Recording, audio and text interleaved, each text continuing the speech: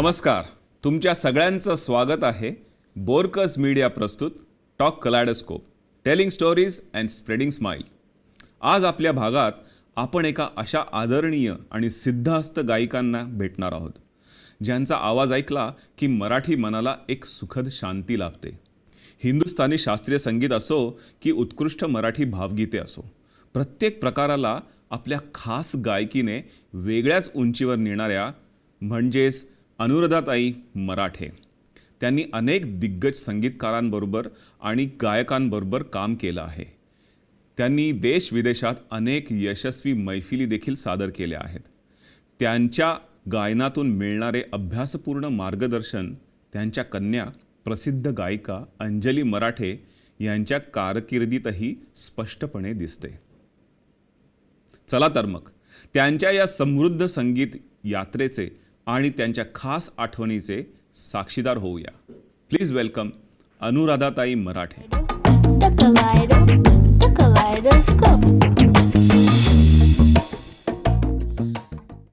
अनुराधाताई मराठे, तुमचं खूप स्वागत आहे आणि एक आमच्याकडनं छोटीशी भेट आल्याबद्दल. हो, थँक्यू. फार सुंदर फुले. प्रसन्न. सर, तुमचं आता इंट्रोडक्शन केलं होतं मी की तुम्ही देश विदेशात अनेक यशस्वी मैफिली सादर केल्या आहेत. तुम्ही वेगवेगळ्या गायकांबरोबर, संगीतकारांबरोबर काम केलेलं आहे.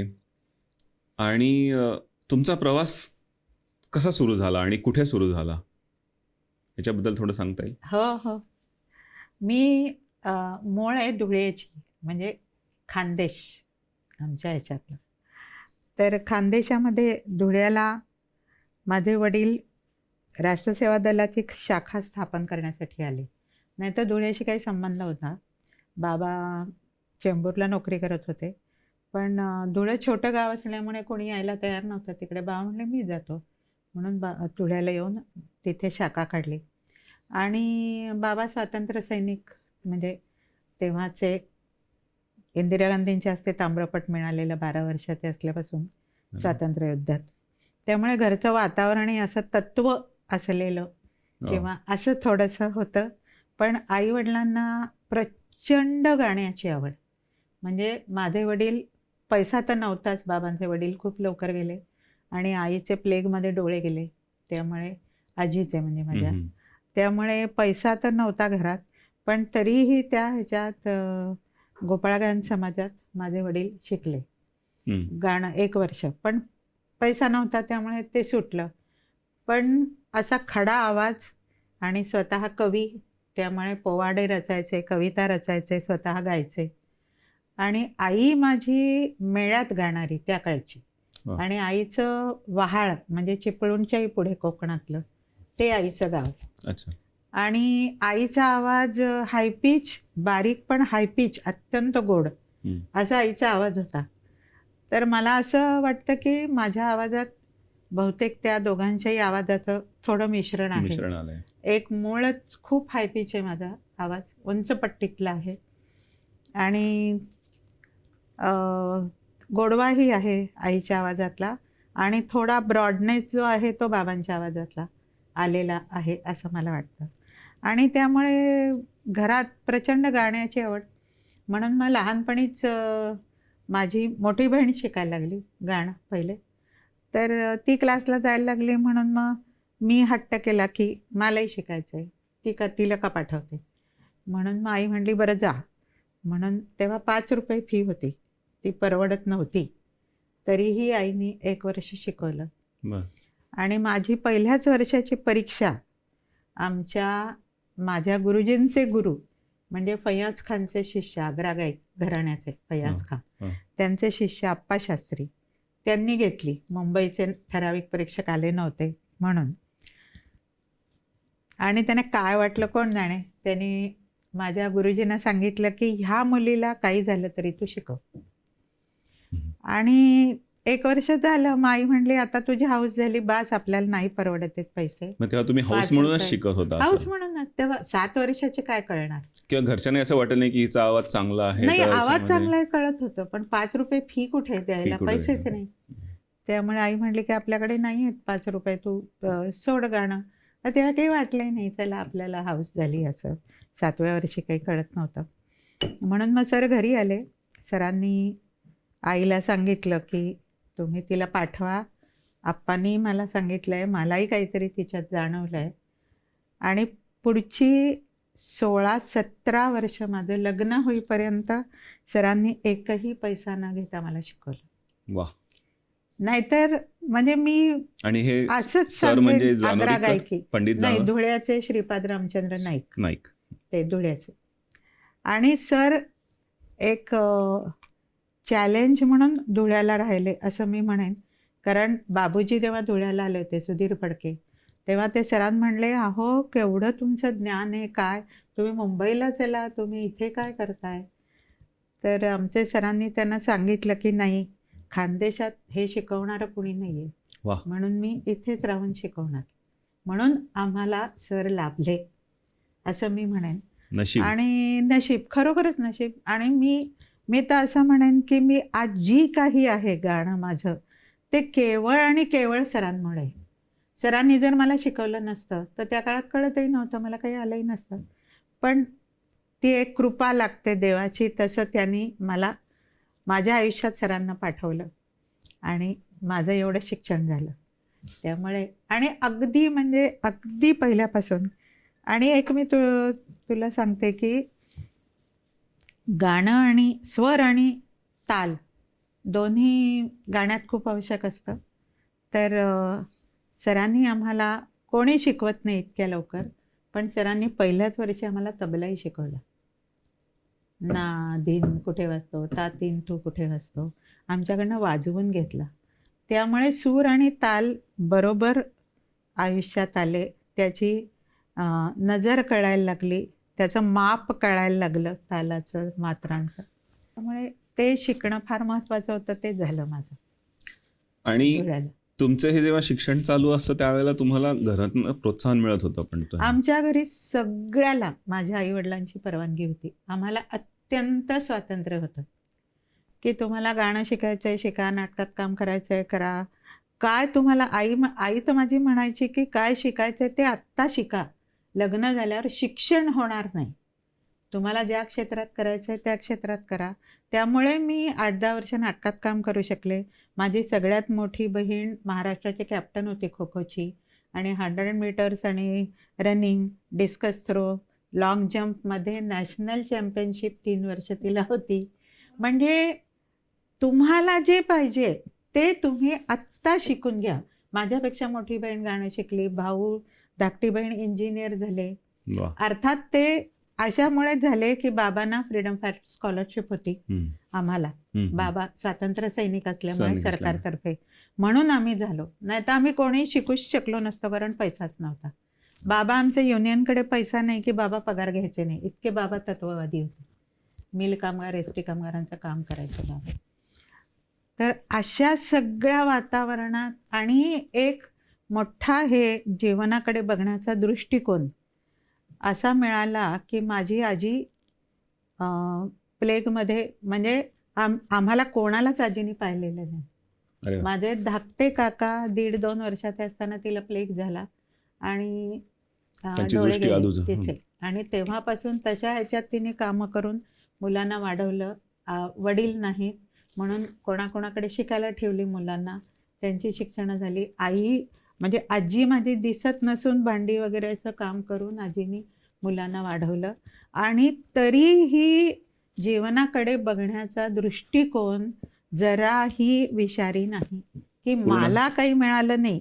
म्हणजे असं तिचं, हा एवढा मोठा आम्हाला हे मिळालं आजीकडनं की मग तिने आयुष्यात एकदाही म्हटलं नाही मला काय दाखवत आहे, मला काय दिसतंय, एकदाही नाही.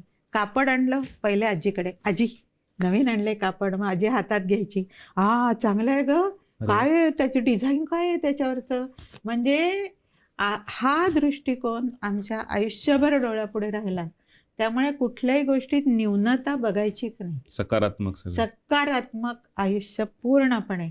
आणि त्यामुळे काही अगदी फार मोठ्या संधी गेल्या आयुष्यातल्या, पण कधीच असं वाटलं नाही. त्या क्षणापुरतं पुन्हा आपलं आजीचं त्यातनं ते काहीतरी एक डोळ्यापुढे दरवाजा बंद झाला, दुसरा काहीतरी ओपन ओपन. म्हणजे हे आजीची आणि हा आयुष्यभराचा दृष्टिकोन मिळाला फारच मोठा अगदी. म्हणजे तुला सांगते की आजीला क्रिकेटमध्ये पण इंटरेस्ट होता. वा. म्हणजे बाबा आमचे फ्रान्सला त्या युनियनच्या ह्याच्यासाठी गेले होते मीटिंगसाठी. तिकडनं बाबांनी रेडिओ आणला होता, त्याच्यावर मॅच लागायची. अगं काय अजून तो मर्चंट वगैरे खेळतो का कसं होतं अजून, म्हणजे ती त्याच्यात पण तिला इंटरेस्ट होता की मी आता एवढी मोठी असं. हो. आणि आणखीन एक म्हणजे माझ्या आईनी अक्षरशः स्वतःच्या आईसारखं माझ्या आजीचं केलं. मी तिला दिसत नाही म्हणून कधी नाही हाताला धरून देवळात न्यायचं. आजी पण माझी कवी होती, आजी पण कवनं करायची, स्वतः चाली लावून म्हणायची, देवळात सांगायची बायकांना दिसत नसून हे करून. म्हणजे हे सगळं आयुष्य लग्नाआधी मिळाल्यामुळे त्या सगळ्या कला, त्याच्याबद्दलचा कलांबद्दलचा आदर, माणसांबद्दलचा आदर, हे सगळं ना तेव्हापासून साठत गेलं मनात आणि आयुष्य सोपं झालं पुढचं, असं मी म्हणेन. आणि काही चॅलेंजेस आले तरी खचून जायचं नाही त्यातनं, कारण मग त्यातनं काहीतरी मार्ग काढताच आला पाहिजे. आजीला आमच्या दत्ताचा साक्षात्कार झाला होता खरोखरी, ती सांगायची. त्यामुळे ते मला एक वाटतं की एक असं आमच्यावर तो आशीर्वाद होता.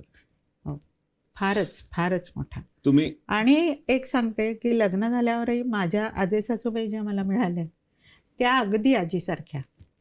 मावशी म्हणायची मी त्यांना, माझ्या सासूबाईंच्या मावशी होत्या, त्याही घरात होत्या, पण त्याही अशाच. त्यांचंही 9व्या वर्षी लग्न होऊन 10व्या वर्षी नवरा गेला. केशव पण नशिबाने झालं नाही, पण त्यांचाही जीवनाकडे बघण्याचा दृष्टिकोन असाच होता. तो फार म्हणजे हे सगळं मिळाल्यामुळे ना आयुष्यात असं खचून गेलोय ना आता नाहीच काही करायचंय किंवा असं कधीही झालं नाही. 10व्या वर्षी म्हणजे तो चाइल्डच. म्हणजे आणि 52 वर्षाचा नवरा होता. Interesting topic. म्हणजे हे सगळं माझ्या डोळ्यांनी बघता आलं मला. आणि ती माणसं किती सकारात्मक आहेत हे मी सतत बघत गेले. आणि त्यामुळे कधीही जराही एवढंच काही निराश व्हायची किंवा वेळ आली की मावशीने कसं सहन केलं असेल, आजीने कसं सहन केलं असेल, मग एवढंच झालंय आपल्याला नाही करतायत, हा एक दृष्टिकोन आयुष्यभर मनात होता. त्यामुळे ते तोंड देणं सोपं गेलं. सो मगाशी जेव्हा तुम्ही उत्तर दिलं त्यामध्ये मला एक पॉइंट जाणवला की तुम्ही म्हणालात की वडिलांच्या पुण्यामुळे तुम्हाला तुमच्या भावंडांना शिक्षण करता आलं, आणि तुम्हाला शिक्षक पण चांगले, गुरु चांगले भेटले. पण ताकदीचे गुरु किंवा ह्या अशा संधी शिक्षणाच्या तेव्हाच मिळतात जेव्हा विद्यार्थी पण तयारीचा असतो किंवा विद्यार्थिनी. तुम्हाला काय वाटतं त्याच्याबद्दल, म्हणजे तुम्हाला भावंडांबद्दल आणि तुमच्याबद्दल, की कष्ट करायची तयारी होती तुमची म्हणूनच तुम्हाला अशा ऑपॉर्च्युनिटीज मिळाल्या ना? नाही, आणि हे अगदी खरं होतं. आमच्या घरची पण पद्धत तशीच होती. मी तुला मगाशी सांगितलंच की आईचं आणि वडिलांचं आम्हाला किती स्वातंत्र्य होतं की हे करायला पाहिजे, ते करायला पाहिजे. नंतर आम्ही काय अभ्यास केला, म्हणजे मी अभ्यासात अशी खूप टोकाची हुशार होते अशातला भाग नाही, पण गाण्यात मात्र नक्की होते. ते फारच आवडीचं होतं गाणं, डान्स. माझी चुलत बहीण लच्छू महाराजांची शिष्या कथ्थकमधली, तिच्याकडनं ती आली की तेवढ्यापुरतं मे महिनाभर शिकायचं तिच्याकडे, असं होतं. कारण धुळ्याला कथ्थक शिकवायला कोणी नव्हतं, त्यामुळे ती एक इच्छा खूप अपुरी राहिली होती. माझं ड्रॉइंग लहानपणापासून, म्हणजे माझंच मी म्हणत नाही पण खरंच चांगलं होतं खूप. त्यामुळे माझे जे शाळेतले ड्रॉइंगचे शिक्षक होते त्यांनी 8वी 9वीत मी असताना माझ्या वडिलांनी सांगितलं की बाबा तुम्ही हिला जे ला पाठवा, गाणं नको, हिला जे ला पाठवा, हिचं फार चांगलं हात आहे. पण ते शक्यच नव्हतं, म्हणजे पैसाच नव्हता तिथून जाणं, त्यामुळे गाणं चालू राहिलं पुढे. पण गाण्यासाठी सुद्धा तुम्ही जवळपास 5-6 तास रियाज हो.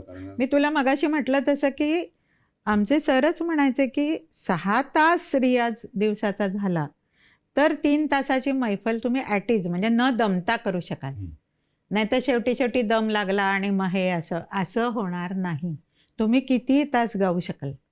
तर त्यामुळे सतत. आणि माझा भाऊ तबला वाजवायचा. माझ्यापेक्षा मोठी बहीण शिकलीच होती गाणं. त्यामुळे घरी अखंड रियाज चालायचा. सरांकडनं क्लासहून आले की आजी विचारायची काय सरांनी शिकवलं, की परत आजीच्या कानात सगळा रियाज. म्हणजे तो असा वेळच जायचा नाही की मी गात नसायची. अखंड गाणं चालू असायचं. आणि तयारी. आणि कसं व्हायचं की सरांचं आमच्या शिकवणंच असं होतं, इतकं मायन्युटली होतं की बास. म्हणजे आता एखादा राग शिकवायचा झाला तर त्या रागाचा विस्तार, आधी त्या रागाची माहिती, मग वादी समाधी स्वरांचं एकमेकांशी नातं कसं आहे ते समजून द्यायचं, मग विस्तार पूर्णपणे करायचा, शिकवायचा विस्ताराने. मग नंतर बंदिश, मग त्या बंदिशीचं नोटेशन, मग त्यांनी ताना आलाप कधीही लिहून दिले नाही, तुमचे तुम्ही तयार करायचे. वा. त्यामुळे आम्हाला असं आयतं काही घ्यायची सवयच नाही, विचार करूनच ते करायची सवय. आणि म्हणून ते होत गेलं. आम्ही 10 जणी क्लासला होतो एका वेळी, आणि 4 पेट्या 2 तंबोरे. आणि तेव्हा मी 7 वर्षाची, माझी मैत्रीण 8 वर्षाची. आम्ही एकाच पेटीवर 2 सप्तकात दोघी वाजवायचो असं. आणि तिने एक होतं की तिने म्हटलेला आलाप मी म्हणायचा नाही, माझ्या आधीने म्हटलेला आलाप. म्हणजे मी विचार करायचा की मला वेगळं काय करता येईल, मग माझ्या पुढचीने तोच विचार करायचा. त्यामुळे विचार करायला शिकवलं सरांनी. आता पुष्कळच ठिकाणी, म्हणजे निम्म्याहून जास्त ठिकाणी आलाप लिहूनच दिले जातात. Radio on platter. अगदी तेवढे 4 आलाप तुम्ही परीक्षेला म्हटले की पास होतात मुली. आणि त्यांना त्यामुळे गाणं हा जो काय प्रकार आहे, म्हणजे 100तले 20% मी असं म्हणेन की हल्ली प्रॉपर गाणं शिकवलं जातं. बाकी फक्त परीक्षेपुरतं सध्या, असं मला तरी वाटतं. त्यामुळे ते सरांनी शिकवलं. तान तयार करायची, तर त्या तालातली कशी करायची, इथपर्यंत तुम्ही आलात तर पुढच्या मात्रा तुम्ही कशा भराल, 8 मात्रा, तर त्या भरून कशा खाली याल तुम्ही.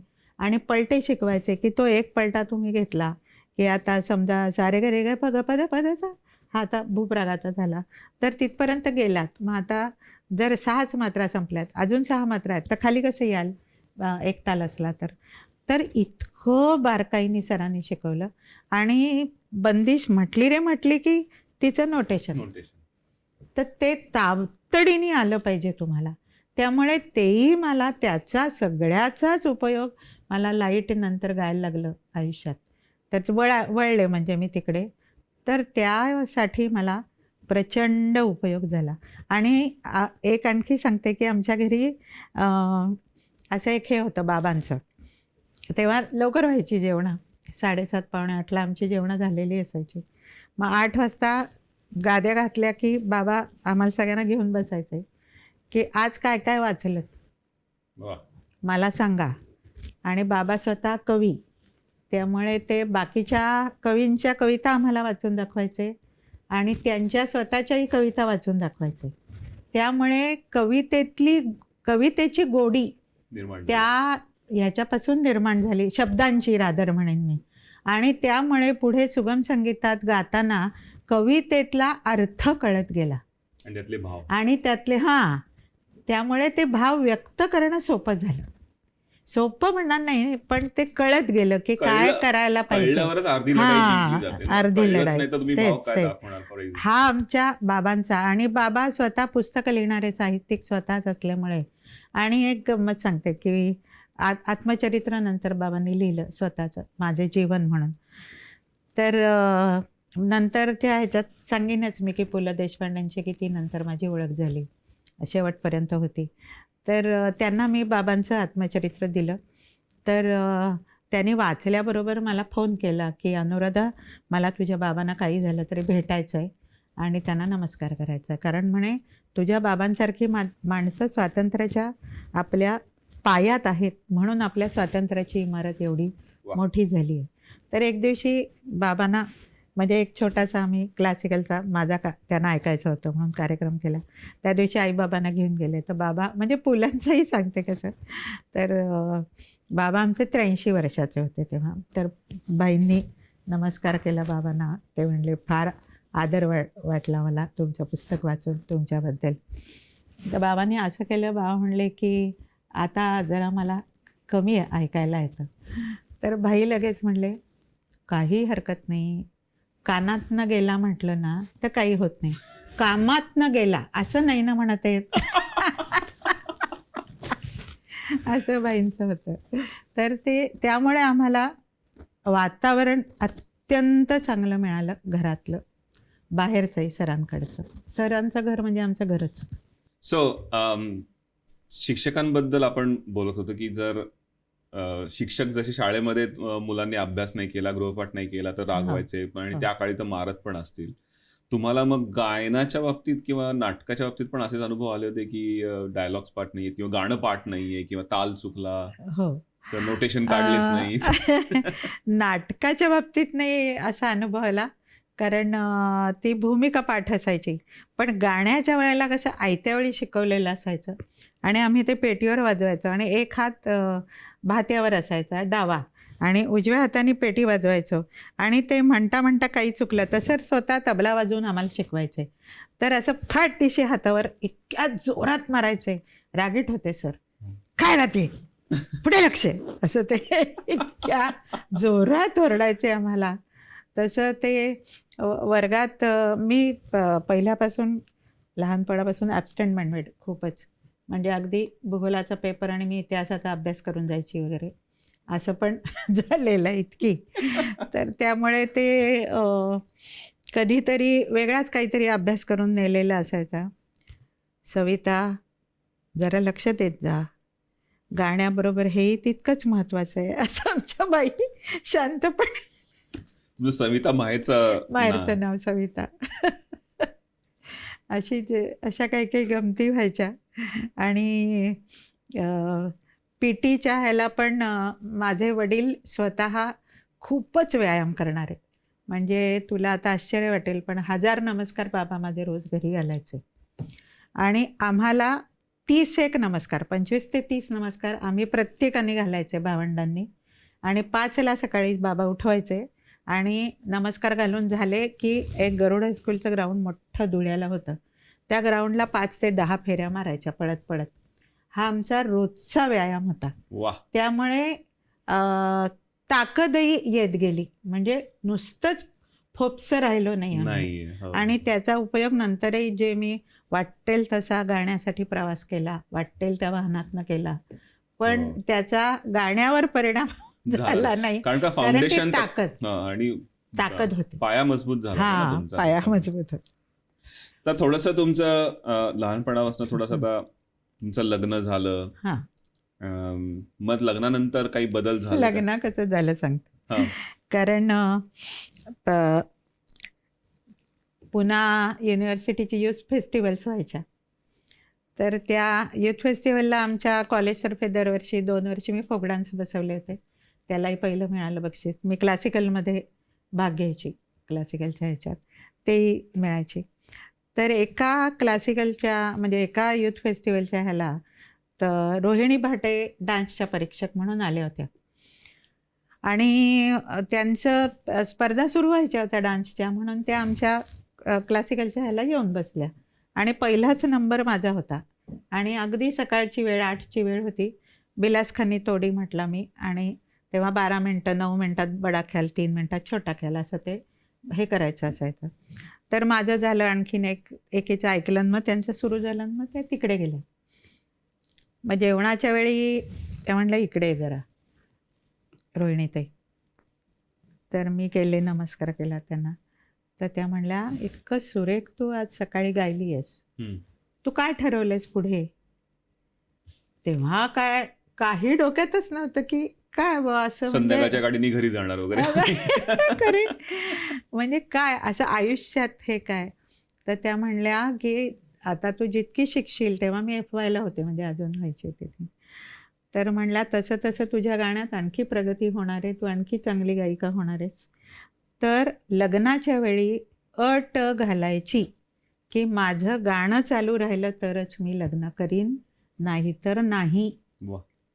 हे तू अगदी लक्षात ठेव. आणि ॲब्सोल्युटली इतकं ते माझ्या डोक्यात होतं. म्हणून बाबांनाही माहितीच होतं की 16-17 वर्ष मी आग्रा गायकी शिकली आहे.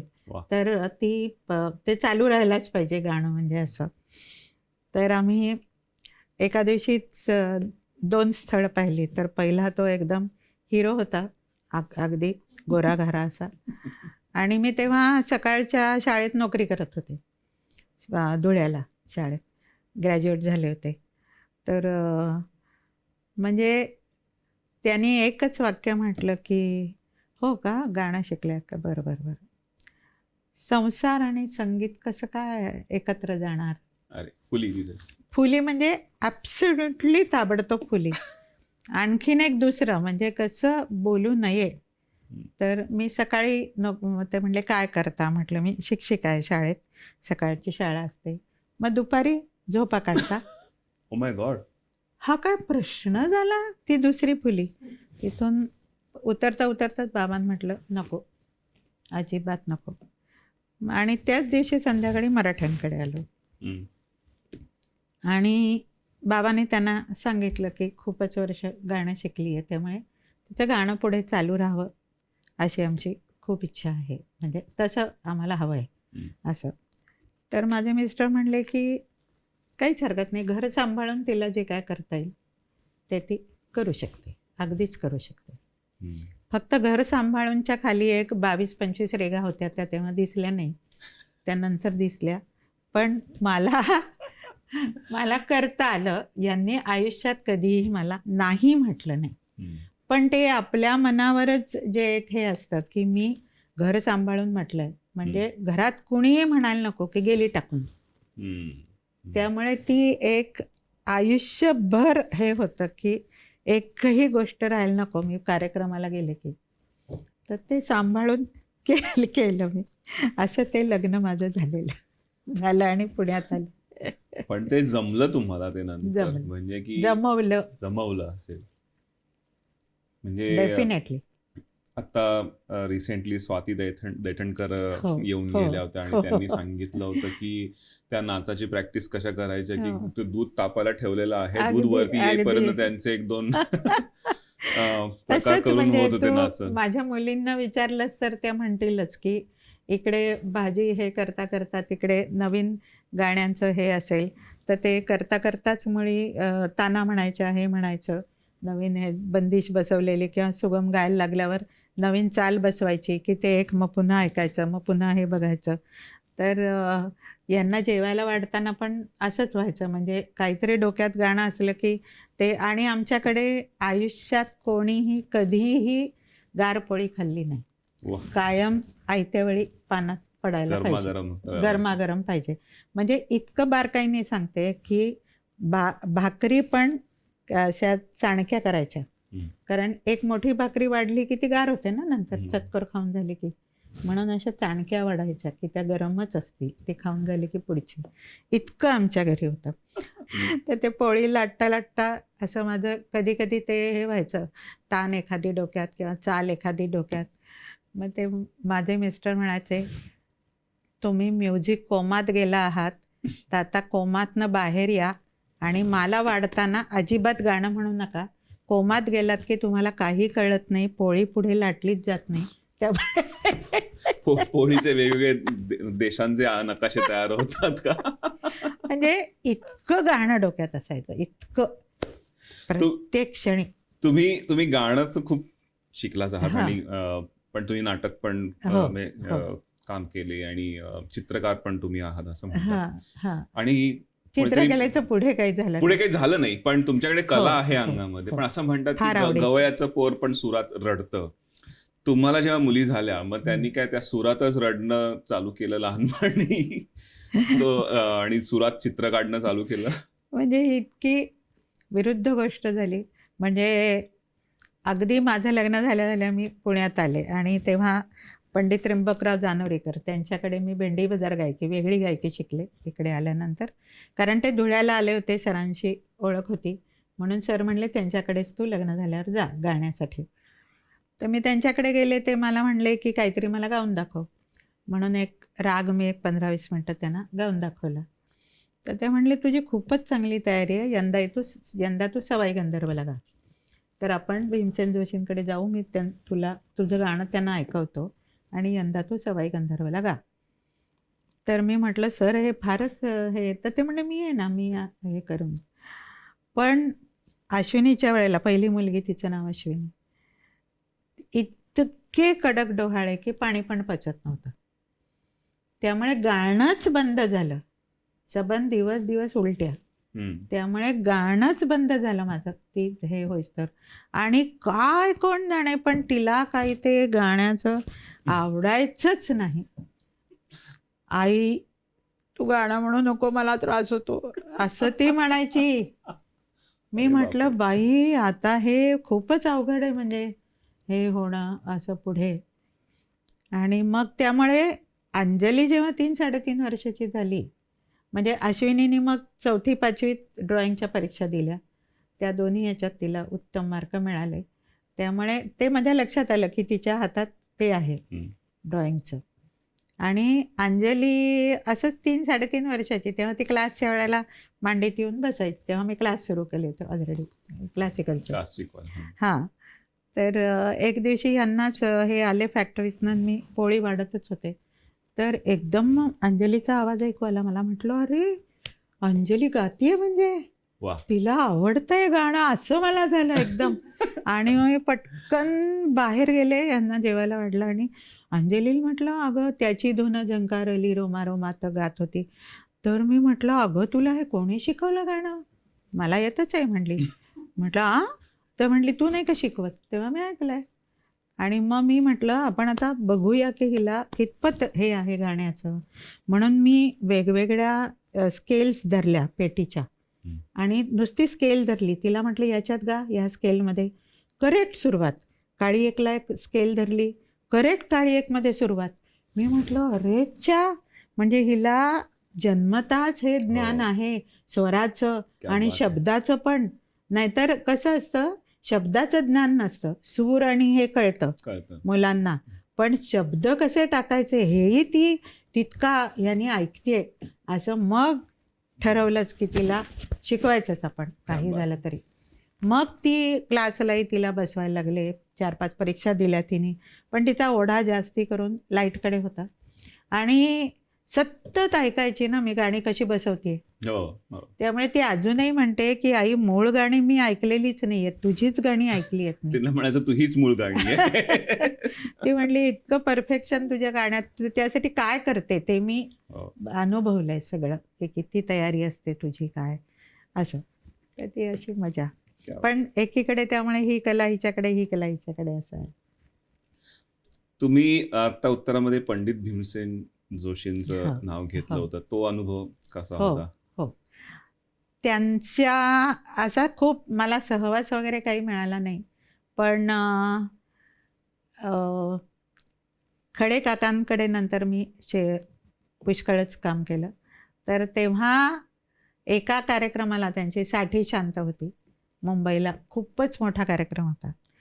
त्यावेळेला भीमसेन जोशी, सुधीर फडके, दत्ता डावदेकर, मालतीबाई, माणिकबाई असे सगळी लोक, मंगेश पाडगावकर असे पहिल्या लाईनीत बसलेले. आणि कार्यक्रमातही गायला सगळेच, वाडकर, शंकर महादेवन, बकुल पंडित, सुलोचना चव्हाण, सगळीच मोठी लोक, आणि भीमसेन जोशी स्वतः हे सगळे गाणारे होते. तर त्या दिवशी भीमसेन जोशींनी गाणं ऐकलं. त्यांची शुभदा, त्यांची मुलगी पण गायली होती. आणि खडे काकांनी मला मुद्दाम पुण्याहून बोलवून घेतलं होतं. त्याच्या आधी एक त्यांचा आम्ही पुण्याला कार्यक्रम केला होता, आणि त्यांनी बोलवून घेतलं होतं की नाही, या कार्यक्रमात मला तू हवी आहेस. आणि तर म्हणजे मोठी लोक कशी खरोखरच खाली असतात, म्हणजे किती साधी असतात. तर त्यांना मी म्हटलं की मार्चमध्ये नेमक्या मुलींच्या परीक्षा असायच्या, त्यामुळे मला घेता यायचे नाहीत फार कार्यक्रम, दोघींचा अभ्यास आणि हे. म्हणून खडे काकांना म्हटलं काका मला रिहर्सलला मुंबईला यायला नाही जमणार आहे, तर मी एकदम प्रोग्रामच्या वेळी येईन तेव्हाच हे असं. तर म्हटलं काय करूया, मला नाही आत्ता जा. काही काळजी करू नको, मी परवा लग्नाला येतोय पुण्याला, तुझ्या घरी येतो जेवण झालं की, आणि तुझी रिहर्सल घेतो. म्हणजे ते आले, लग्नाला आल्यावर झाल्यावर मला फोन आला की माझं जेवण झालंय, अनुराधा घ्यायला ये. मग मला माझ्या घरी आले, माझी पूर्ण रिहर्सल घेतली. आता नाही म्हणायचं नाही, आता डायरेक्ट यायचं, माझ्या घरी यायचं, आपण दोघं मिळून तिकडे जायचं. तर बरं. आणि गाणी पण सगळी भेटी लागे जीवा, नंतर निज माझ्या नंद लाला, अशी सगळी म्हणजे कठीणच गाणी माझ्या वाटायला आलेली. तर मग ते झालं. मग आम्ही मुंबईला गेलो त्यांच्या घरी आणि मग यांना बोलावलं. त्यांनी म्हणे तुझे मिस्टर कुठे आहेत, मला भेटायचं आहे. तर यांना मी ते म्हणले अगं ते किती मोठे आहेत, मी कुठे जाऊ, मला काय कळतं गाण्यातलं काय. मी म्हटलं अहो भेटायला तर या तुम्ही नुसतं. म्हणून मग आले बाहेरच्या खोलीत.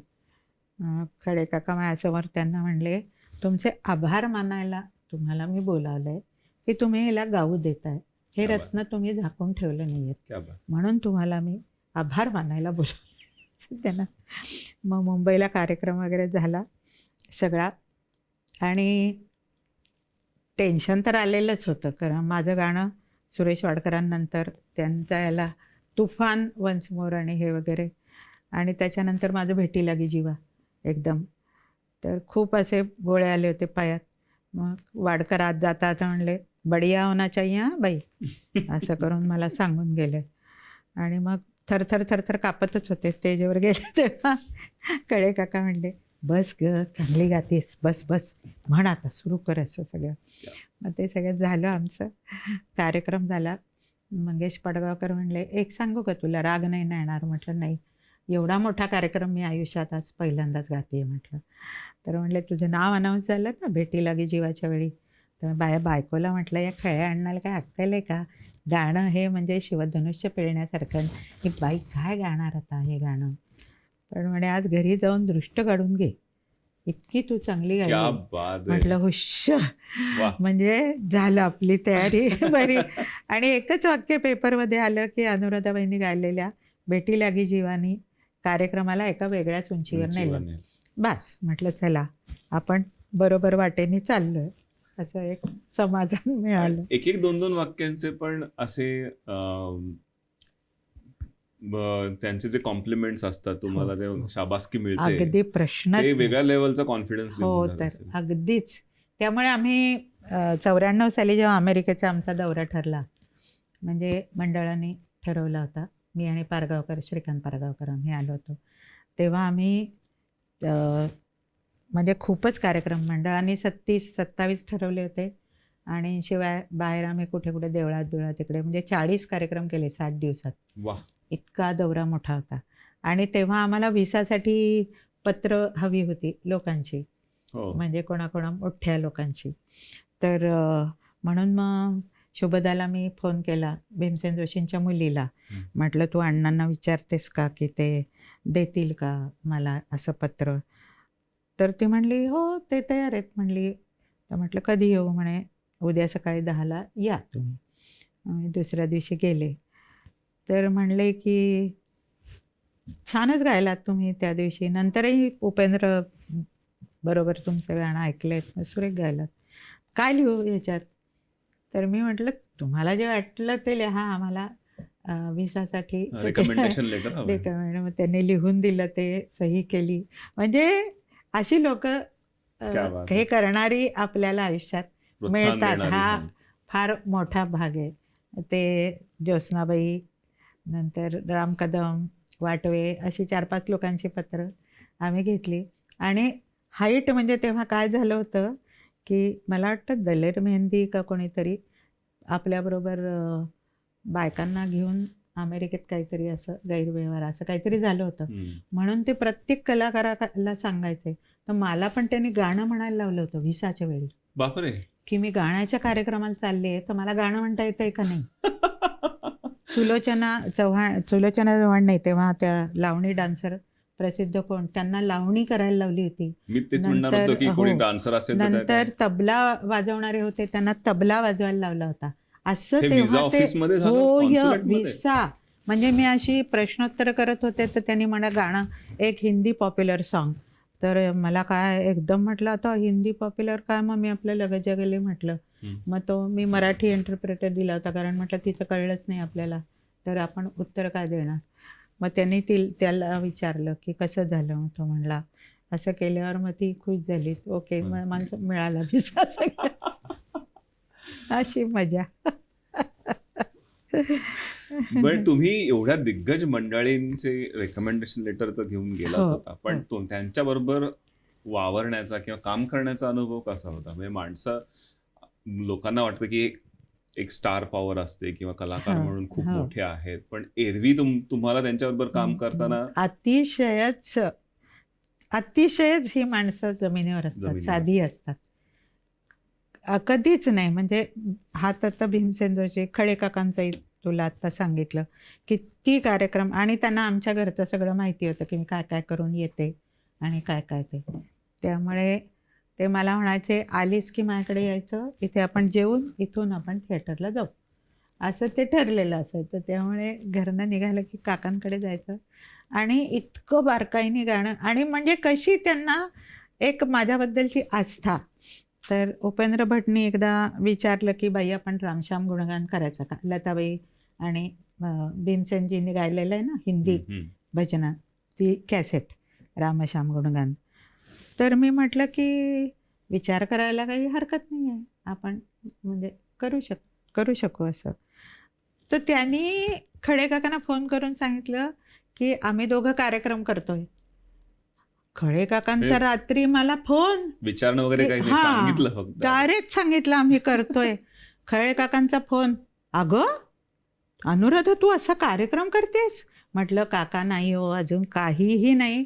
आज त्यांनी मला फक्त विचारलं की आपण करायचा का? तर मी म्हटलं हो म्हटलंय त्यांना. तर माझ्याकडनं गाणी शिकल्याशिवाय करायचा नाही. कधी येतेस शिकायला? आणि एक दिवस त्यांनी मला तारीख दिली. त्या तारखेला मी सकाळी गेले. तुला सांगते जवळपास 6 ते 7 तास दिवसभर बसून त्यांनी मला सगळी त्यातली गाणी शिकवली. वाह! आता कर म्हणले कार्यक्रम. असं कोण करणार? असं कोण आणि कुठे खळे काका? पण माझ्यासाठी म्हणजे अक्षरशः अशी लोकं भेटली म्हणून मी करू शकले. नाहीतर घर सांभाळून मला शक्यच नव्हतं काही करणं. अजिबातच शक्य नव्हतं. म्हणजे अगदी तुला सांगते, रामकदमांवर आपण येऊच नंतर. पण ते सुद्धा म्हणायचे, बाई कधी वेळ आहे तुम्हाला? मुलींना शाळेत पोचवून येत आहे का? आधी येत आहे 10 वाजताच येत आहे का दुपारी 3ला येत आहे का? असं कोण? हे एवढं मोठं काम केलेली ही माणसं आहेत, पण घरचं माहीत असल्यामुळे ते सांभाळून घेत होते मला, म्हणून तर मी काम करू शकले. नाही तर मला देव काका, यशवंत देव तर का बापरे, त्यांच्या घरी तर फारच मजा यायची. अगदी खूपच. म्हणजे ही इतकी फालतू गोष्ट आहे. त्यांनी पुण्याला एक कार्यक्रम केला स्वरालय दुरुनी. त्यासाठी आम्ही सगळे आम्हाला त्यांनीच स्वतः गाणी शिकवली, देवकाकांनीच. आणि इतकं असं छान मजा करत, विनोद सांगत असं ते गाणे शिकवायचे. त्यामुळे कधी टेन्शन आलं नाही. त्यांनी कधीच त्यांच्याकडे यायचं नाही. आणि मग त्या दिवशी आमचा मुंबईला कार्यक्रम होता आणि दुसऱ्या दिवशी वाईला होता त्यांच्याबरोबर माझा. तर ते म्हणले इथूनच आपण सकाळी वाईला जाऊ. मी म्हटलं नाही, मला घरी जायला लागेल, कारण करून यावं लागेल सगळं. आणि म्हटलं की म्हणजे इतके हसले होते ते त्या दिवशी. म्हटलं माझ्या मुलीचे गुडघ्यापर्यंत केस आहेत, तर त्यामुळे इतक्या लांब केसांची वेणी बाकी कोणी तिला माझ्याशिवाय चालत नाही. म्हणून म्हटलं, तर ते म्हणले वेणी घालायला तू घरी जा.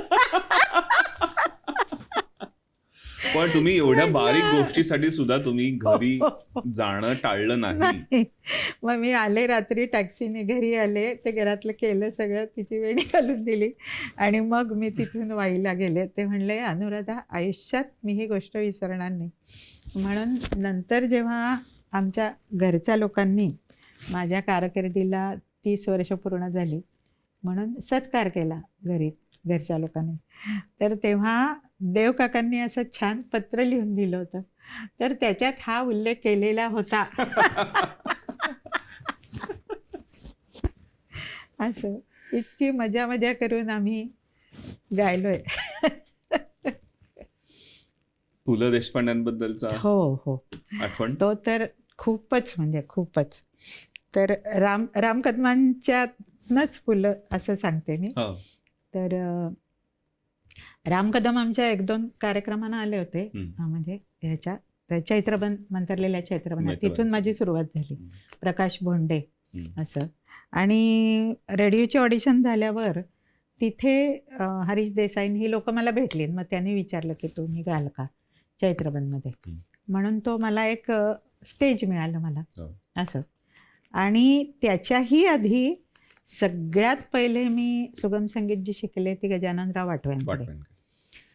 तर आणि असं झालं की आता आपला इतका रियाज होत नाही आहे क्लासिकलचा, तर आपण रेडिओची ऑडिशन तरी द्यावी, काहीतरी तरी चालू होईल म्हणून. पण रेडिओला जी गाणी लागतात ती अनरेकॉर्डेड, आणि मला अनरेकॉर्डेड गाणी अजिबातच येत नव्हती. लताबाई आशाबाई इथे सगळ्या आयुष्यभर, त्यामुळे त्यांची गाणी सगळी माहिती, पण अनरेकॉर्डेड नाही. त्यामुळे म्हटलं आता काय करावं. मग मला कळलं की असं गेलं की टिळक रोडला तिथेच अण्णा राहतात वाटवे, त्यांना आम्ही अण्णा म्हणायचो, तर ते तिथेच राहतात. सगळ्या पुण्यातल्या गोष्टी आहेत. पुण्यातल्या. लग्न झाल्यावर अश्विनी तेव्हा 3 वर्षाची असेल, 3-3.5 वर्षाची म्हणजे. आणि मग तर आम्ही त्या दिवशी, आणि त्यांच्या शेजारीच दुकान होतं, इथे दार आणि इथे ते दुकान होतं साने म्हणून. तर तिला त्या दिवशी मैत्रिणीच्या वाढदिवसाला जायचं होतं, काहीतरी घ्यायचं होतं म्हणून दुकानात मी घेत होते.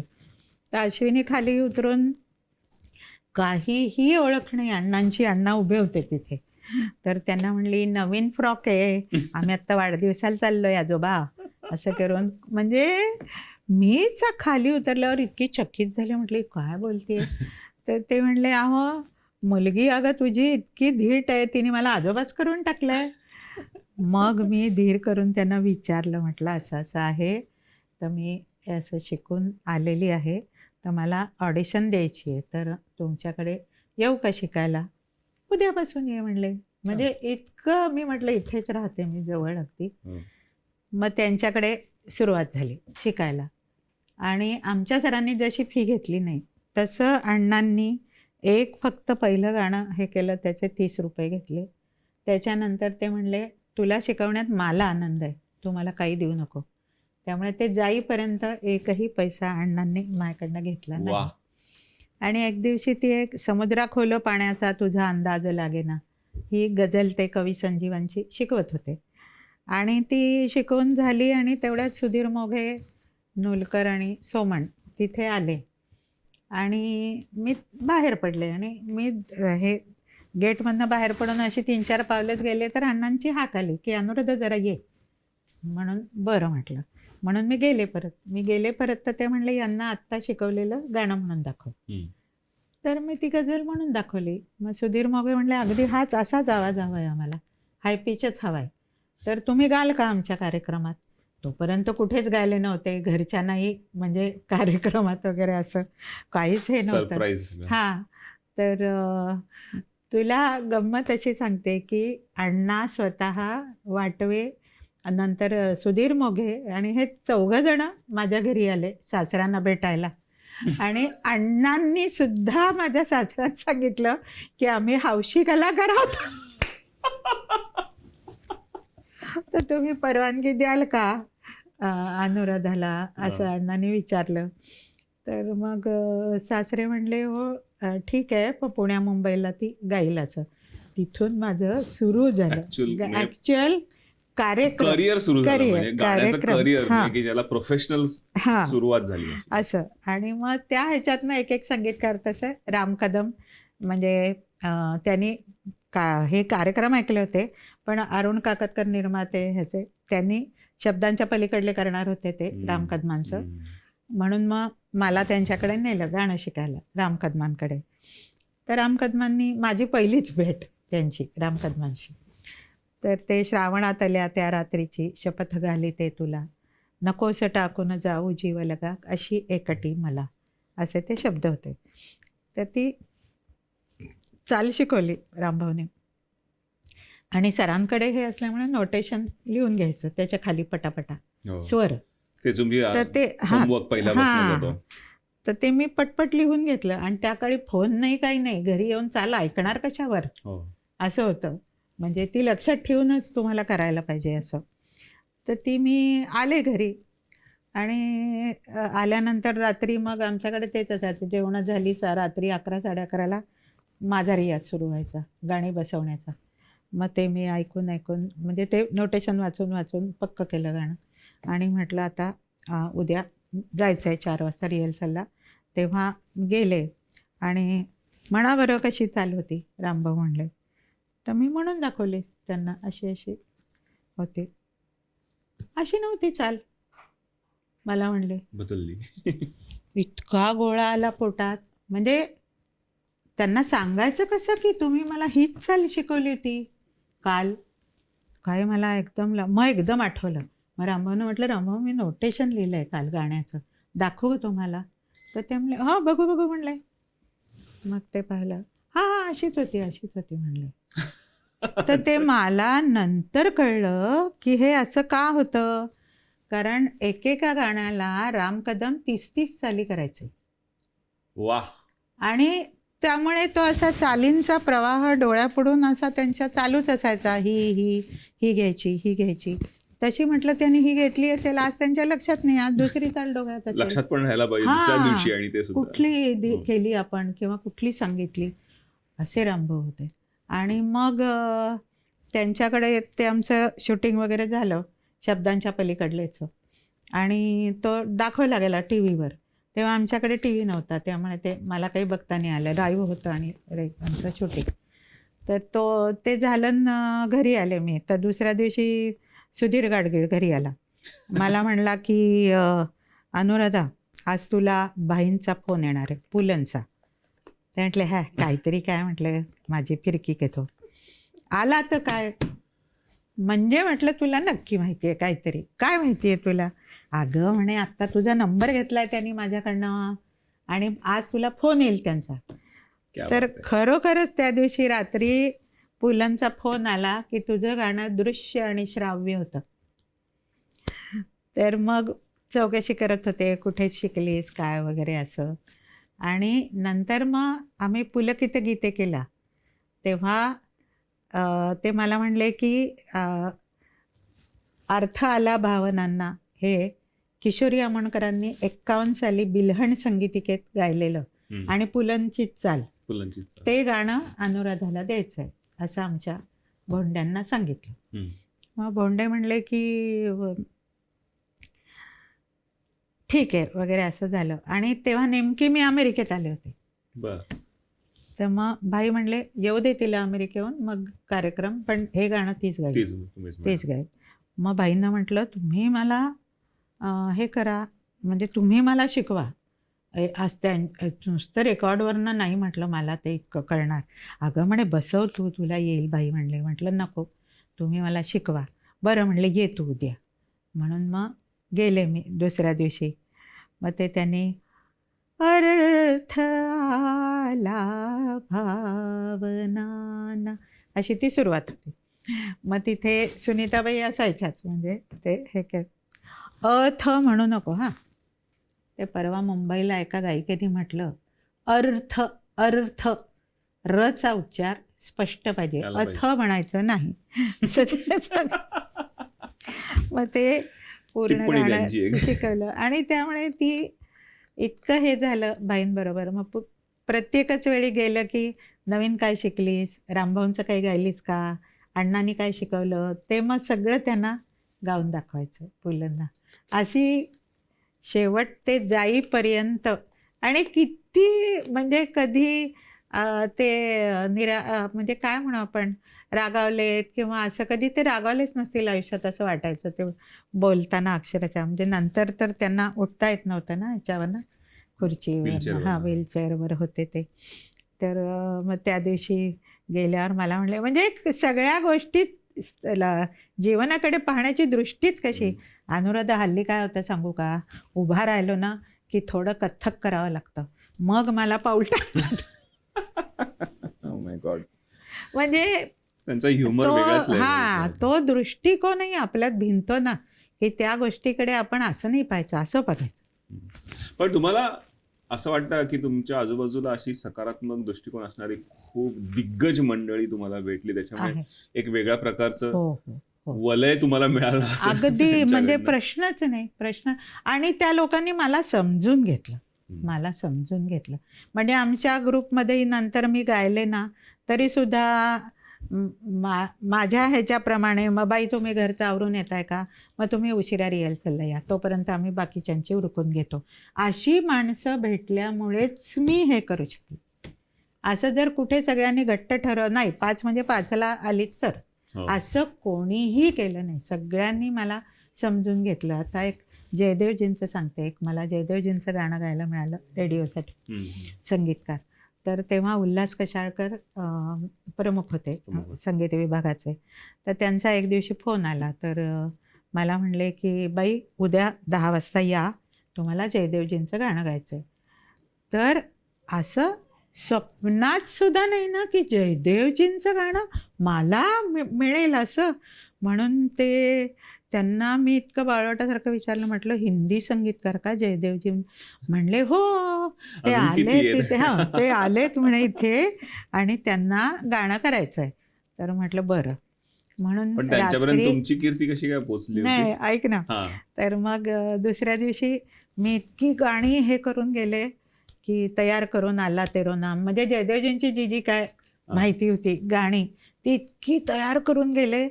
आणि दुसऱ्या दिवशी स्टुडिओत गेल्यावर समोर जयदेवजी, एक 75चा माणूस, सोनेरी काड्या, अगदी कृश आणि अत्यंत प्रेमळ, म्हणजे दृष्टीच इतकी प्रेमळ की बस. तर मी कैसी हो, कैसे आई हो? म्हटलं नाही, रिक्षा से आई हूँ अभी. ठीक है चलो अभी शुरू करेंगे. तर मी म्हटलं की एकदम काय, मी त्यांना म्हटलं नहीं आपको मेरी आवाज़ नहीं सुननी? अरे मैंने ही सिलेक्ट किया है आपको. तर म्हटलं, म्हणजे मी आपली असं प्रश्नार्थक ह्यानी, क्या हुआ, कल उन्होंने मुझे बहुत सारे गाने सुनाए ना, मैंने उन्हें बताया कि मुझे ऐसा ऐसा चाहिए, तो बहुत सारे 25-30 लोगों के उन्होंने आवाज़ मुझे सुनाए, तो आपका मैंने पसंद किया, ये आवाज़ मुझे चाहिए कल गाने के लिए, तो मैंने ही सिलेक्ट किया है आपको. मुझे मालूम है आप क्या गाती है, तो अभी हम शुरू करेंगे. तयारी होती, म्हणजे रिसर्च केला त्यांनी अगदी ऐकलं होतं आधी आवाज, मग ते गाणं शिकवलं. इतकी अप्रतिम चाल, मग ते उच्चार मला तसे थोड्यापैकी, कारण हिंदी नाटकात काम केली होती त्यामुळे अगदी नवीन नव्हतं हिंदी मला. तरी त्यांनी कंठ लगून, ते म्हणले की ठ असा उच्चार नाही, कंठ लगून कैसे, असं कैसे. तर ते उच्चार पण त्यांनी मला खूप छान शिकवले. आणि गाणं झालं. सतीश भाटिया पण तेव्हा होते, दिल्ली आकाशवाणीचे प्रमुख आणि संगीतकार पण ते स्वतः. तर मग गाणं संपल्यावर म्हणले, बहुत अच्छा गाया, बहुत अच्छा गाया, बहुत कुछ दीदी जैसा है आपकी आवाज़ में. तो मैं एक रामायण सीरियल कर रहा हूँ, तेव्हा रामायण ते करत होते. तर उसमें बहुत सारे गाने हैं, तो आपको आना है गाने के लिए. मैं आपको फ़ोन कर दूंगा वहाँ से, बॉम्बे से, तो आप जल्दी आ जाना तुरंत दूसरा दिन. आएंगे ना? तो मतलब हाँ. नेकी और पूछ तर ठीक आहे. म्हणजे रामानंद सागरची. हां, तर ते गेले ना नंतर, म्हणजे माझं गाणं झालं आणि 2 महिन्यांनी गेलेच जयदेवजी. मग ते रवींद्र जैन नंतर मला वाटतं त्यांनी केली ती सिरियल सगळी.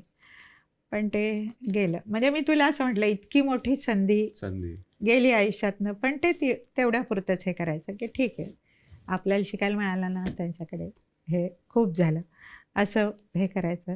त्या राम कदमांची आम्ही सागरिकाची लावण्यांची कॅसेट केली. त्या ह्याच्यात असंच गणपती उत्सव आला होता. तर रामभाऊ म्हणले की बाई 5 दिवसात कॅसेट बाहेर काढायची, 10 गाणी आहेत, 10 लावण्या नवीन सगळ्या, सागरिका कंपनीतर्फे. बंदा रुपया नावाने आम्ही ती काढली. तर 2 दिवसात 10 लावण्या बसवल्या, 2 दिवसात रेकॉर्ड केल्या. आणि मी तुला मगाशी म्हटलं ना की ताकद गायची अंगात.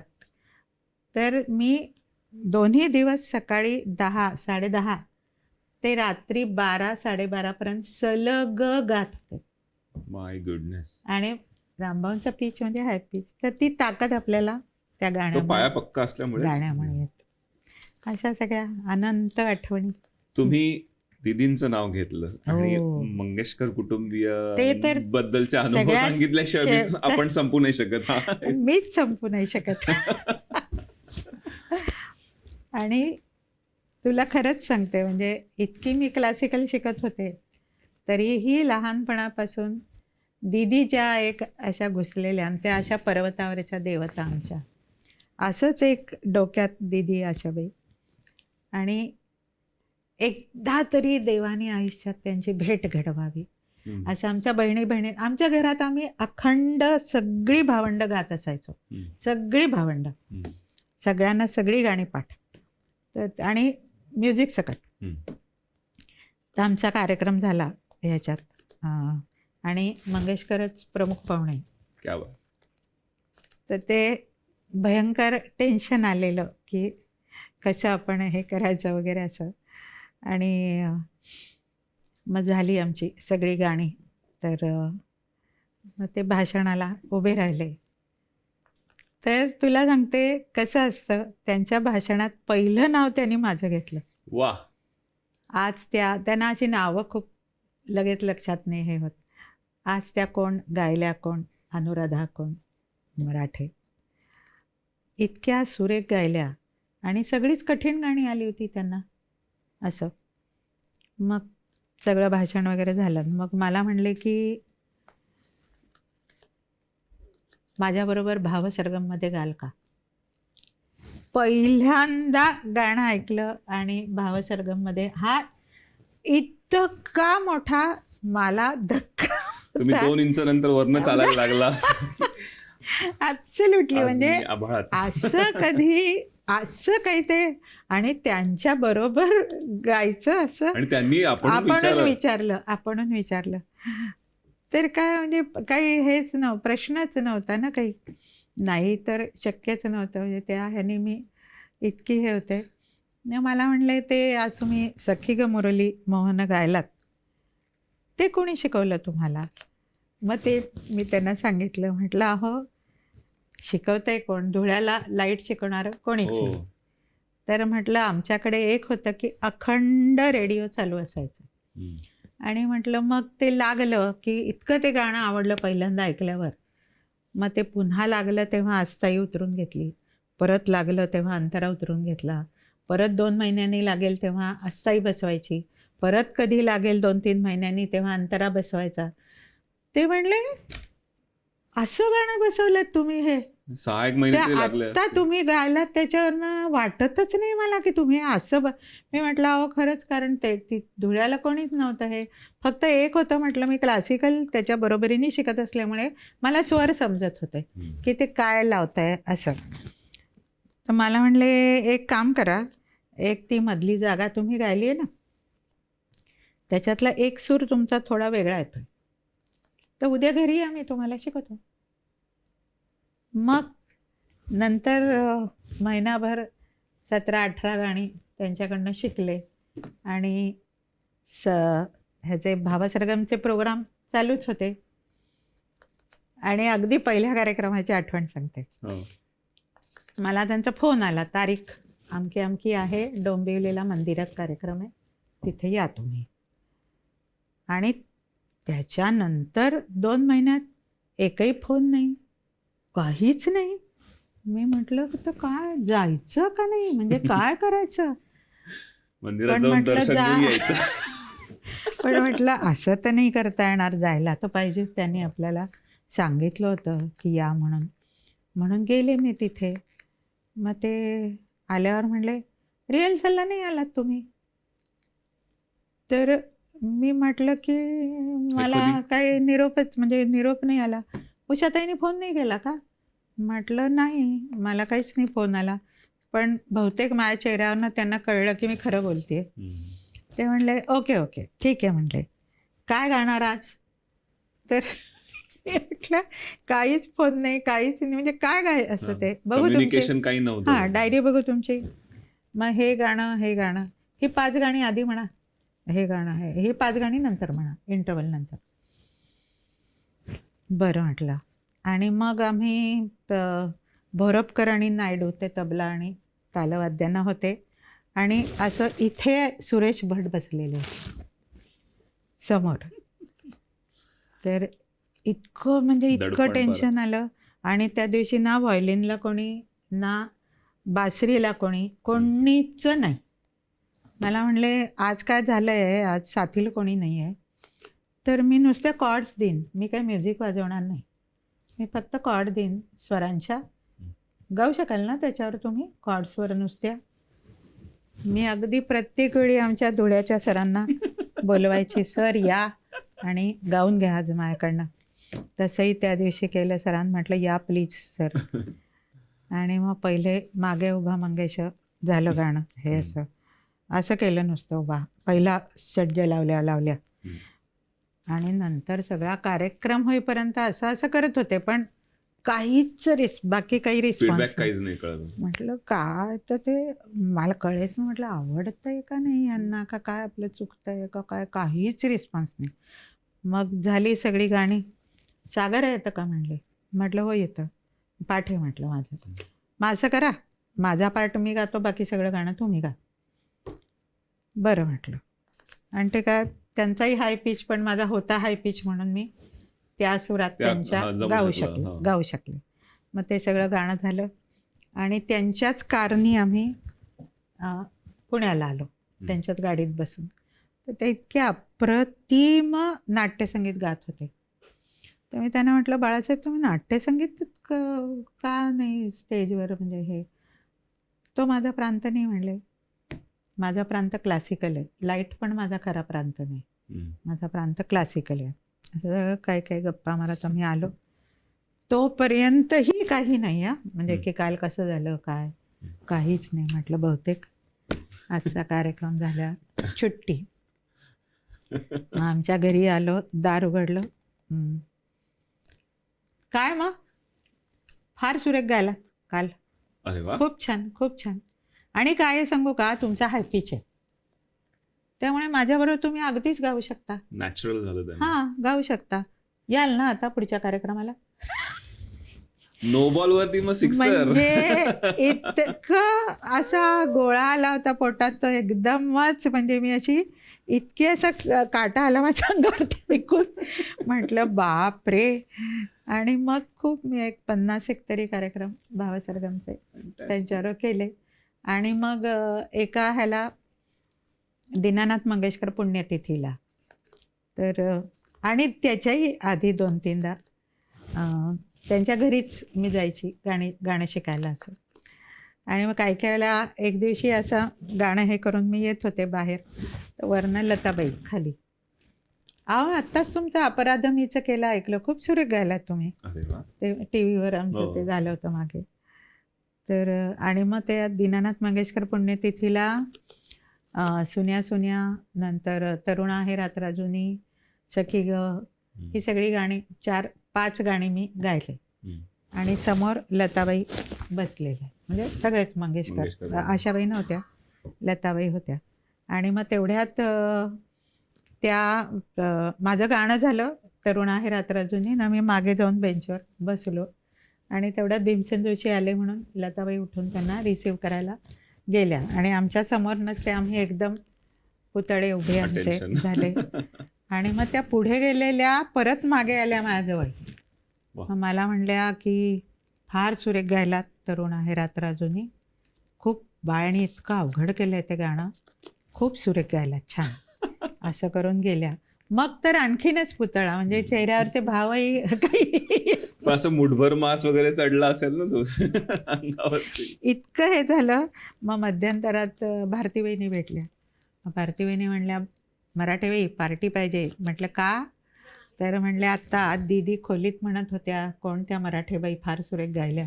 म्हटलं आपण नसताना आपल्याबद्दल बोलणं. दुसऱ्या दिवशी किशोर कुलकर्णी त्यांच्याकडे शिकायला जायचा, मंगेशकरांकडे. त्याचा फोन, म्हणे बाई पार्टी. म्हटलं कसली रे. आत्ता म्हणे दीदी घरी म्हणत होत्या काल त्या मराठीबाई फार सुरेख गायल्या. कौतुक समारंभ चालूच आहे तुमच्याबद्दल. म्हणजे मला इतकं हे वाटलं की ज्यांना आपण देवता मानतो, आयुष्यभर ज्यांची पूजा केली, त्यांच्याकडनं कौतुक हे. तसंच आशाबाईंकडनंही 3-4 वेळा खूप कौतुक अगदी केलं.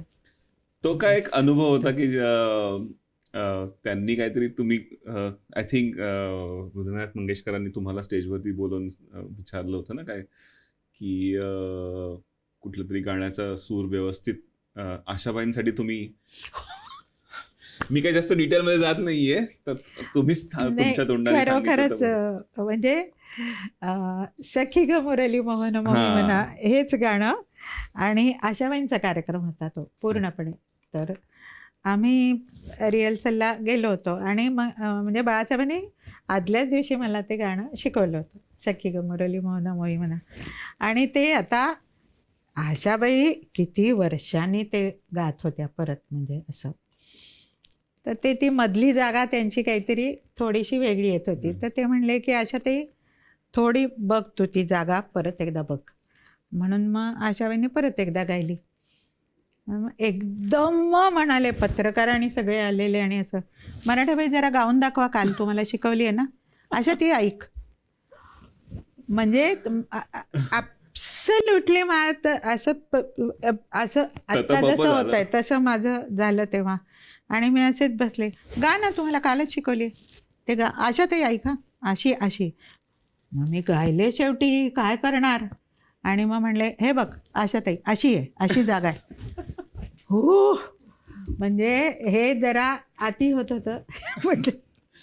पण ते विधिलिखित होतं ते त्यावेळेला. आशाबाई मग मध्यंतरात मला म्हणल्या, मी म्हटलं सॉरी, म्हटलं माझी ही हेच नाही आहे की तुम्हाला असं काही.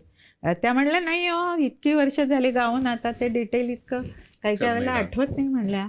आणि तुम्हाला सांगते म्हणल्या, हे जरा इकडे मैत्रिणीला बोलावलं, ही तुमची भयंकर फॅन आहे, ही तुमच्या सगळी गाणी ऐकते. नंतर आम्ही हे ज्ञानेश्वरी केली आमची. मी 9,000 पैकी 5,000 ओव्या गायले. यशवंत देवांनी करून घेतली. म्हणजे पुन्हा मोठ्या लोकांचाच प्रश्न सांगते मी. इतकं ऱ्हस्व दीर्घ म्हणजे असं असं असं असं करून देवकाकांनी आमच्याकडनं करून घेतलं. ते मला म्हणले, तुझं डिक्शन चांगलं आहे तर हा प्रोजेक्ट तू कर, असं त्याने मला सांगितलं. म्हणून मी तो घेतला. आणि मग दर आठवड्याला एकदा जाऊन तिथे ते वाचायचं. आणि हे मग आमचं सगळं झालं. 14 त्याच्या कॅसेट्स केल्या आम्ही सगळ्या 9,000 ओव्यांच्या. आणि ते बरोबर आहे का नाही हे बघायला विवा शिरवाडकरांकडे, कुसुमाग्रजांकडे त्या 14 कॅसेट पाठवल्या. त्यांनी त्या ऐकल्या पूर्ण आणि 12 चुका काढल्या ऱ्हस्वदीर्घच्या. आणि आम्ही त्या पुन्हा डब केल्या. म्हणजे ही काय लोक आहेत का काय, ती वेगळ्याच ग्रहावरची काय म्हणजे देवकाकांनी सुद्धा 9,000 ओव्या ऱ्हस्वदीर्घ हे करून इतकं डिटेल. थांब अनुराधा, इथे तर दीर्घ होतोय हा शब्द, इतकं डिटेल करून घेतलेलं. पण त्यात सुद्धा 12 चुका कुसुमाग्रजांनी काढल्या. आणि तेच आमचं रेकॉर्डिंग चालू असताना एकदा आशाबाई आल्या होत्या देवकाकांना भेटायला. तर ते त्यांचं बोलणं वगैरे झालं. आणि त्यामुळे काय करताय तुम्ही आता, म्हणे असं असं ज्ञानेश्वरी करतोय. तर बघू, ऐकू दे म्हणले काय केलंय ते. मग ते माझा असा ब्लास्ट झाला, म्हणून तो थांबलो होतो आम्ही असं. तर मग ते एकदम मागे, अरे मराठीबाई. मग ते देवकाका म्हणले, हो त्याच करतायत, त्यांचंच हे आहे. हे पा, आता तुमचा ब्लास्ट झाला ना, म्हणजे इतकी किती आशाबाई, ही माणसं सांगते तुला. तर असा माईक आहे ना, तर असं करायचं. केलं की तो ब्लास्ट होतो. असं साईड फेस द्यायचा. भ ब हे जे अक्षर आहेत ना, ही थोडं साईड फेस देऊन, म्हणजे काय गरज होती त्यांना. पण असं आपण होऊन छोटे छोटे असे गोल्ड नगेट्स आहेत हे सगळे असे. म्हणजे ह्या गोष्टी आता काय खरंच, पण किती असं शिकायला मिळालं. चलो, मराठी भाषा दिन उगाच कुसुमाग्रजांच्या नावाने नाही साजरा केला जातो. थोडंसं आता आपण जरा शेवटाकडे येऊया.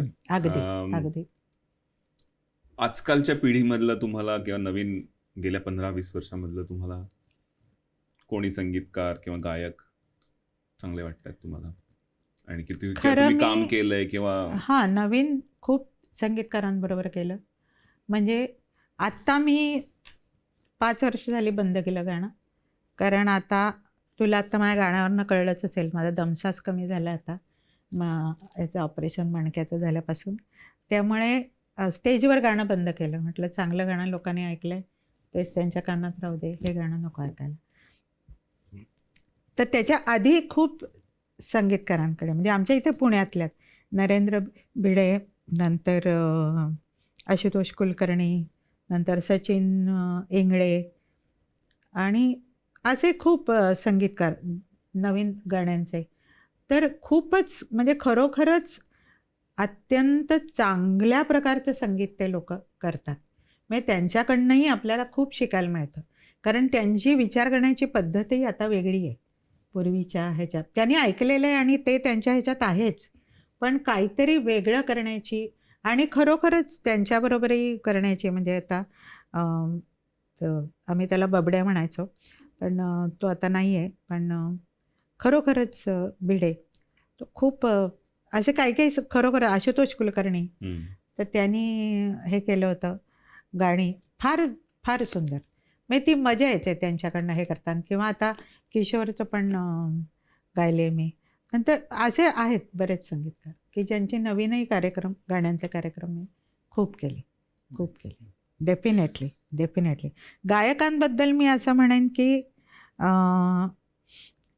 मगाशी म्हटलं तसं 80% गायक खूप मेहनत घेऊन करणारे आहेत. बाकीचे नुसतं आज कार्यक्रमाला टिक मार्क, आज झाला, त्याच्यावरची श्रद्धा थोडी कमी झाली असं मला वाटतं. गाण्यावरची श्रद्धा म्हणजे आम्ही आता, मी 1000 वेळा तरी जीवलगा कधी रे शिले तू म्हटलं असेल स्टेजवर, नक्कीच, फक्त स्टेजवर. तर ते म्हणजे, पण आज मला हे गाणं म्हणायचं आहे तर मी आज त्याचा रियाज करणार घरी आणि त्याच्यावर विचार करणार की हे अक्षर मी असं घेतलं तर कसं वाटतंय हे. म्हणजे तो शेवटपर्यंत अभ्यास. आता काही काही गायकांना तर असं म्हणताना मी अगदी ऐकलंय कानाने की हे काय गे त्याचा आता कंटाळा आला नाही, किती आपण आपलं तेच गा. अरे तेच कसं काय, त्या दिवशी तुम्ही ते नवीनच म्हणताय ना गाणं, प्रेक्षकांसाठी तो नवीन अनुभव आहे वेगळा, आणि तुम्ही म्हणताना सुद्धा काहीतरी अनुभव वेगळा आहे ना. त्यामुळे ते आमचं गाणं असं नाही म्हणणार मी, पण ते ताजं वाटतं लोकांना आजही, शिळं वाटत नाही. त्याचं कारण ते आहे की तो अभ्यास त्या दिवशी होतोच होतो. आणि ते तर एकदा स्वरानंदला 25 वर्ष झाली म्हणून आमचा कार्यक्रम झाला. तर जीवलगा कधी रे शिला तू म्हणजे एकही कार्यक्रम असा नाही की त्याला वंशमूळ मिळाला नाही. आणि त्या दिवशी तर म्हणजे लोक ऐकायलाच तयार नाही. पूर्ण गाणं उभं राहून हे करत होते. म्हणून मग पूर्ण गाणं शेवटी सुधीर म्हणला, बरं ती पूर्ण गाणं म्हणायला आता, म्हणून पूर्ण गाणं म्हटलं. मग मध्यंतरात भोंडे म्हणले, बाई तुम्हाला एक जण भेटायला आलेत, तर म्हणून तर ते सुवासिनीचे निर्माते होते पिक्चरचे. तर ते मला म्हणले की मी आज मुद्दाहून भेटायला आलो, सुवासिनी पिक्चर झाल्यानंतर इतक्या एक्सप्रेशननी गायलेलं गाणं मी इतक्या वर्षांनी तुमच्याकडनं आज ऐकलं. म्हणजे हा इतका मोठा सन्मान आहे. आणि मग मला एक त्यांनी पाकिट दिलं, ते म्हणले पैसे किती आहेत बघू नका, माझ्या भावना आहेत त्याच्यात. म्हणजे ही जी ऐकणारी अशी लोक असतात त्यांच्यासाठी आपण करायचं असतं. म्हणजे 100रातली 4 लोक तरी अशी समजुतीने ऐकणारी नक्की असतात, त्यांच्यासाठी आपण गायचं.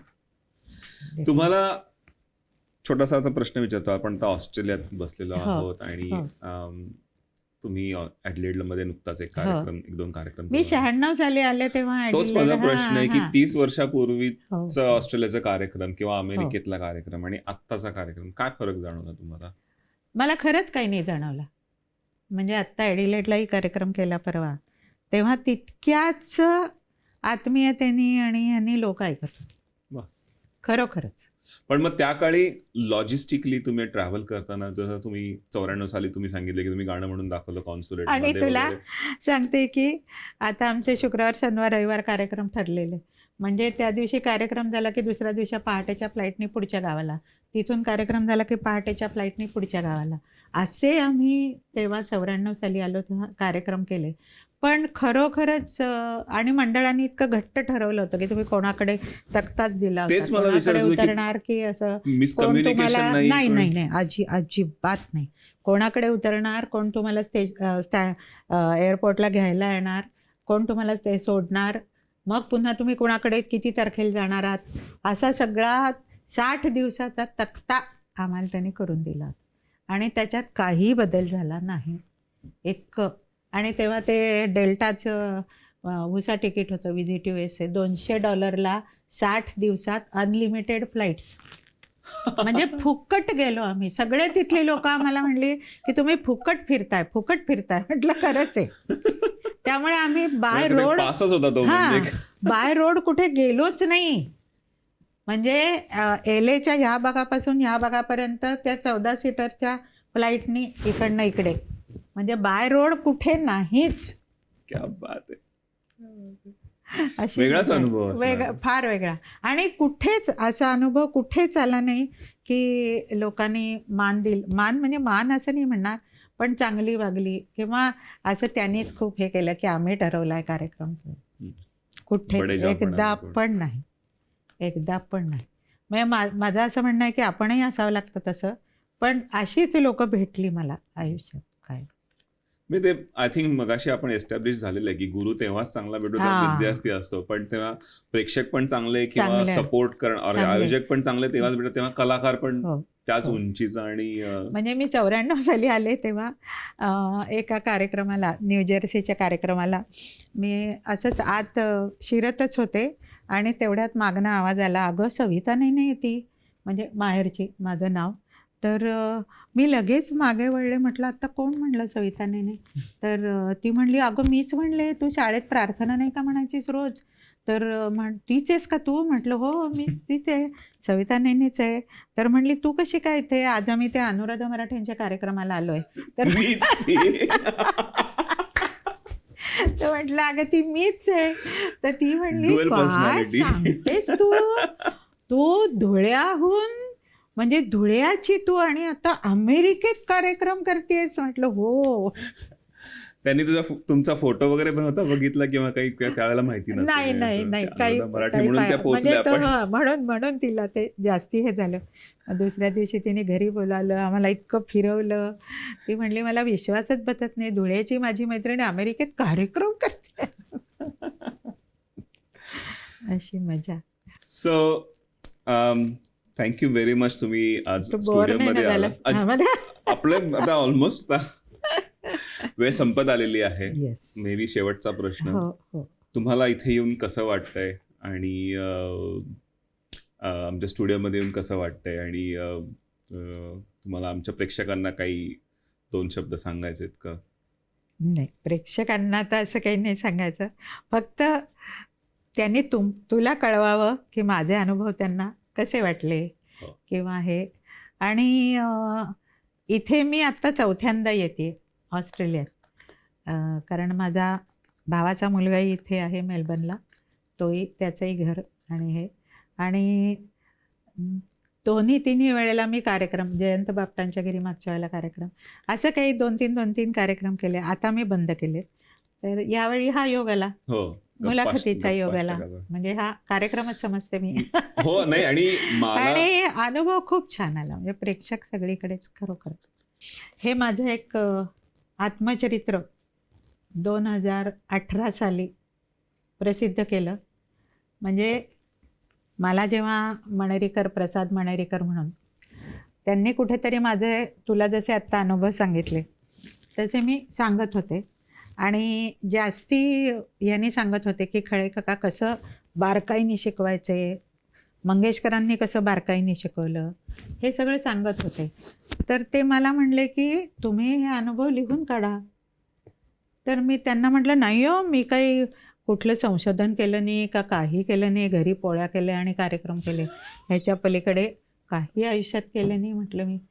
तर ते म्हणले अहो पण हे जे तुम्ही सांगताय हे पुढच्या पिढीला उपयोगी आहे की तुम्ही कसा अभ्यास केला, क्लासिकलचा कसा अभ्यास केला, लाईटचा कसा अभ्यास केला, तर त्याचा खूप उपयोग होईल लोकांना. म्हणून दर 8 दिवसांनी फोन करून ते विचारायचं झालं का काही लिहून, असं करून त्यांनी लिहून घेतलं माझ्याकडनं हे. म्हणून हे झालं. आणि मंगेशकरांना बोलावलं होतं मी त्याच्या प्रकाशनासाठी. तर अगदी ताबडतोब हो म्हणले की मी येईन म्हणून. आणि एक परत माझ्यासाठी अभिमानाची गोष्ट अशी की त्यांच्या भाषणात त्यांनी सांगितलं की माझ्याबरोबर आत्तापर्यंत ज्या ज्या गायिका रंगमंचावर गायल्या आहेत त्याच्यात सुरश्री लता मंगेशकर, सुरश्री आशा भोसले सोडून नंतरच्या उत्तम गायिका म्हणजे अनुराधा. वा वा. आणि मी म्हटलं की अशा ह्याच्यात बोलणं वेगळं आणि स्टेजवर लोकांसमोर बोलणं वेगळं, हे खूप मला त्या दिवशी विजय कोळेकर आज प्रमुख पाहुणे म्हणून होते, ते मला म्हणले बाई आणखी काय पाहिजे. म्हटलं काहीच नाही, सगळंच मिळालंय. देवाच्या कृपेने सगळं मिळालंय. तर हे पुस्तक मी आता केलंय. म्हणजे तुमच्याशी बोलताना मला सुरुवातीला खूप दडपण आलं होतं, कारण का आई. माझी गायनाची आणि संगीताची काही हो. बॅकग्राऊंड नाहीये. मी असं 6 पानी क्यू कार्ड्स प्रिपेअर करून ठेवले होते. पण मला स्वतःलाच नवल वाटते की अख्खा कार्यक्रम संपला आणि मी फक्त एक सुरुवातीचं इंट्रोडक्शन सांगितल्यानंतर मी अजून बघितलेच नाहीयेत प्रश्न. त्यामुळे हे ठेवणीतले प्रश्न आले नाहीयेत. आपल्या गप्पांमधनच ते पुढचा सगळा खरंच, तुमचा खरंच, पट खरंच. उलगडत गेला वेगवेगळा. म्हणजे इतके आयुष्यातले अनुभव आहेत की मी तर म्हणेन की 10-15 तास मी अगदी सहज बोलू शकते. प्रत्येक संगीतकाराबद्दल काय काय सांगायचं म्हटलं तर नक्की. आल्याबद्दल खूप धन्यवाद. आणि तुमचा ऑस्ट्रेलियातला उरलेला तुमचा अजून भरपूर चांगला प्रवास घडो तुमच्याकडनं. हो. आणि परत एकदा तुमच्याशी गप्पा मारण्याची संधी आम्हाला हो. मिळो परत एकदा स्टुडिओमध्ये. आणि मलाही खूप छान वाटलं, स्वतःचे अनुभव सांगायला मिळाले, त्याची मजा वेगळीच असते. थँक्यू. Thank you very much. आमचा शो बघत राहा. बोरकस मीडिया प्रस्तुत talk kaleidoscope, telling stories and spreading smile.